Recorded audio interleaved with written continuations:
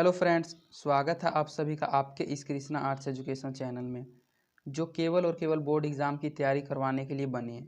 इसलिए इस चैनल को आपने अभी तक सब्सक्राइब नहीं किया है तो इस चैनल को सब्सक्राइब कर दें और साइड के बेल नोटिफिकेशन को प्रेस कर दें, ताकि हमारी वीडियो का लेटेस्ट नोटिफिकेशन आप तक सबसे पहले पहुँच सके। और अगर आप हमारे इस यूट्यूब चैनल पर नए हैं तो आप टेलीग्राम चैनल में भी ज्वाइन हो जाएँ। टेलीग्राम चैनल का लिंक डिस्क्रिप्शन में दिया हुआ है, क्योंकि इस चैनल का जो भी स्टडी मटेरियल आपको प्रोवाइड किया जाएगा वो टेलीग्राम चैनल के माध्यम से ही किया जाएगा। स्टडी मटेरियल में आपको सभी चैप्टर का ऑब्जेक्टिव और सब्जेक्टिव क्वेश्चंस का पीडीएफ लगातार दिया जाएगा। तो चलिए आज की वीडियो की ओर बढ़ते हैं।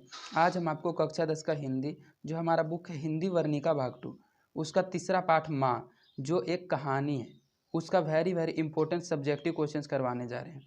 आज हम आपको इस पाठ का लघु उत्तरीय क्वेश्चंस करवाने जा रहे हैं, जो एग्जाम के दृष्टिकोण से बहुत ही महत्वपूर्ण क्वेश्चंस हैं। तो चलिए क्वेश्चंस की ओर बढ़ते हैं।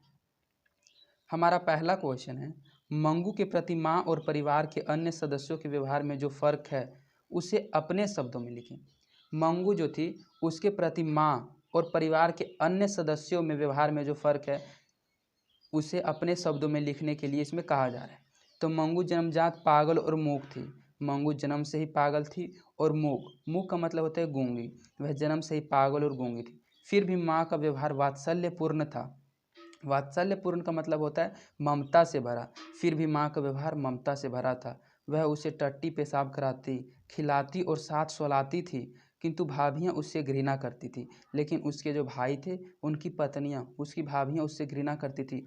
बहन कहती थी कि माँ का लाड़ प्यार उससे अधिक पागल बना दिया है, और उसकी जो बड़ी बहन थी वह कहती थी कि माँ का जो अधिक लाड़ प्यार है उसी ने उसको पागल बना दिया है। भाइयों का व्यवहार भी उसके साथ प्यार युक्त नहीं था, और भाई का भी जो व्यवहार था वह मंगू के साथ प्यार से भरा नहीं था। इसीलिए इसमें बताया गया है कि मंगू के प्रति माँ का कुछ और ही व्यवहार था और परिवार के अन्य सदस्यों के लिए कुछ और ही व्यवहार था।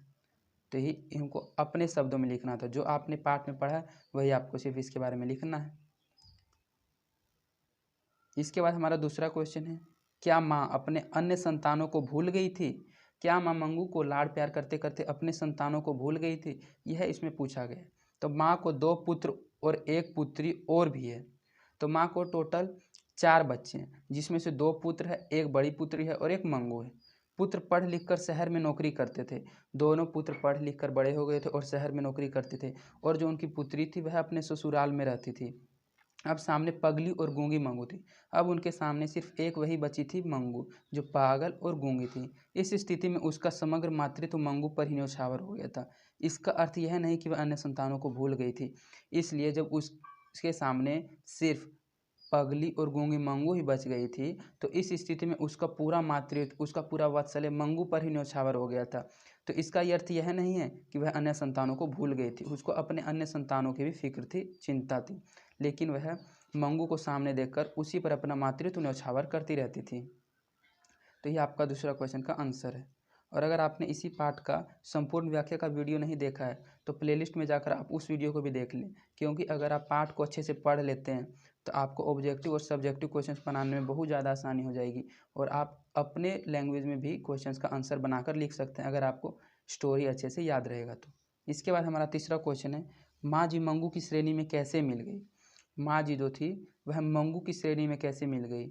मंगू एक पागल थी और माँ भी पागल कैसे हो गई, यही हमसे पूछा गया है।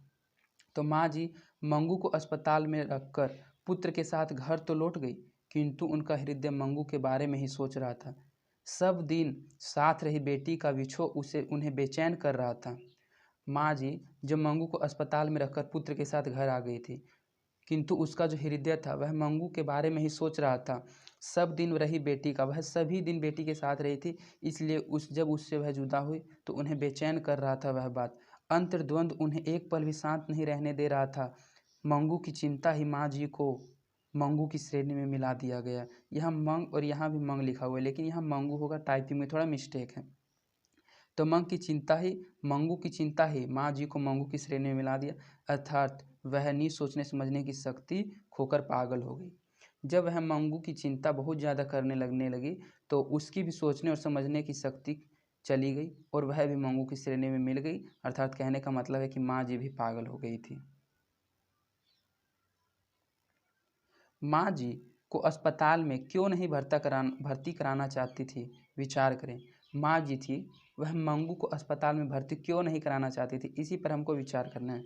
तो माँ समझती थी कि माँ होकर सेवा नहीं कर सकती तो अस्पताल वालों को क्या पड़ती है। जब कोई भी लोग मंगू की माँ को कहते थे कि वह उनको पागल के अस्पताल में भर्ती करा दे तो मंगू ठीक हो जाएगी, तो वह कहती थी, वह सोचती थी कि जब मैं माँ होकर इसकी सेवा नहीं कर सकती तो अस्पताल वालों को क्या पड़ी है। अपंग जानवरों की गौशालों में भर्ती कराने पर अपने जैसा ही कहा जाएगा। अपंग जो जानवर होते हैं उसको गौशाला में भर्ती कराने पर जैसा ही कहा जाएगा। जैसे मंगू को अगर हम अस्पताल में भर्ती करवा देते हैं तो उसे प्यार से कौन खिलाएगा, कौन टट्टी पेशाब कराएगा, गीला बिछावन कौन बदलेगा और कौन साथ सोलाएगा। इन बातों को सोचती हुई वह अपने शरीर से उत्पन्न पुत्री को अस्पताल में भर्ती कराना नहीं चाहती थी। जब वह सोचती थी कि इसके जितने भी क्रियाकलाप है वह मैं करती हूँ तो अस्पताल में इसका इन सभी क्रियाकलाप को कौन करेगा, तो यही सब बातों को सोचकर वह मंगू को अस्पताल में भर्ती नहीं करवाना चाहती थी। इसके बाद हमारा 5वां क्वेश्चन है, माँ कहानी के द्वारा कवि क्या संदेश देता है। जो माँ कहानी है, इस कहानी के द्वारा जो इसके लेखक हैं, जो कवि है, वे हमें क्या संदेश देना चाहते हैं। तो इस कहानी में माँ की ममता और वात्सल्य की भावना को कथाकार ने स्पष्ट करते हुए मातृदेवो भव का पाठ स्मरण कराया है।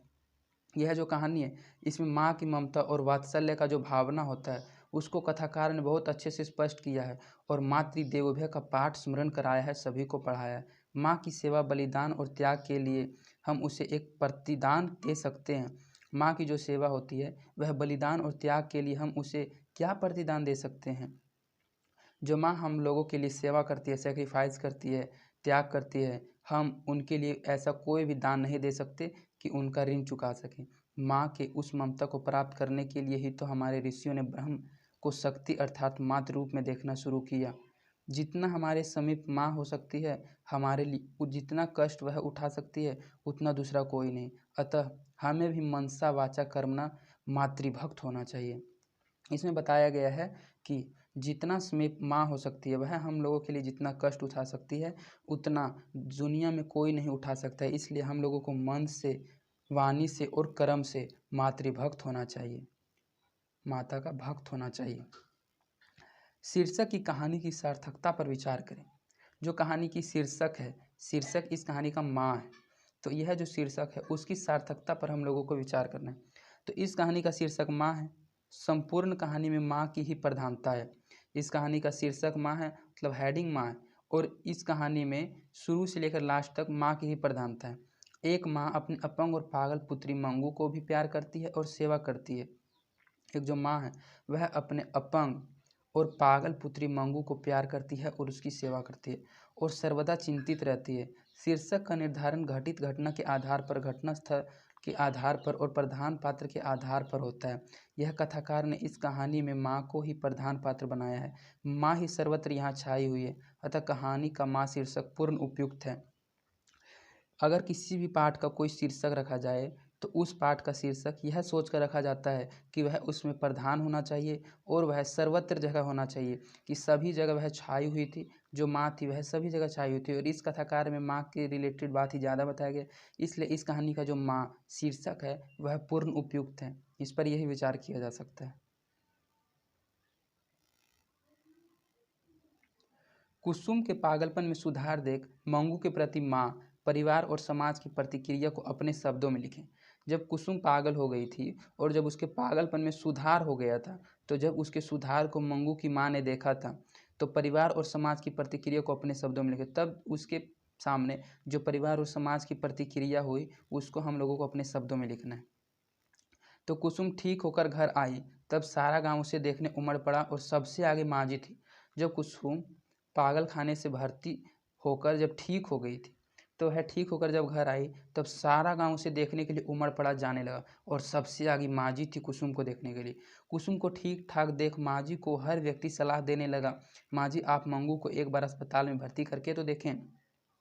जब कुसुम को ठीक ठाक सभी लोगों ने देखा तो माँ जी को हर व्यक्ति एक ही सलाह देने लगा कि माँ जी आप भी एक बार मंगू को अस्पताल में भर्ती करके तो देखें, वह ज़रूर अच्छी हो जाएगी, वह भी कुसुम की तरह ठीक हो जाएगी।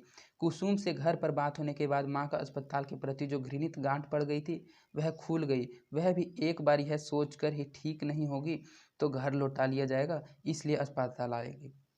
जब सभी लोगों ने ऐसा बात माँ जी को कहा तो उसने कुसुम को अपने घर बुलाया था, और जब कुसुम से अस्पताल के बारे में सभी बात पूछा तो जो अस्पताल के प्रति माँ जी की घृणित गांठ थी, वह घृणित गांठ झूठी पड़ गई और वह खुल गई।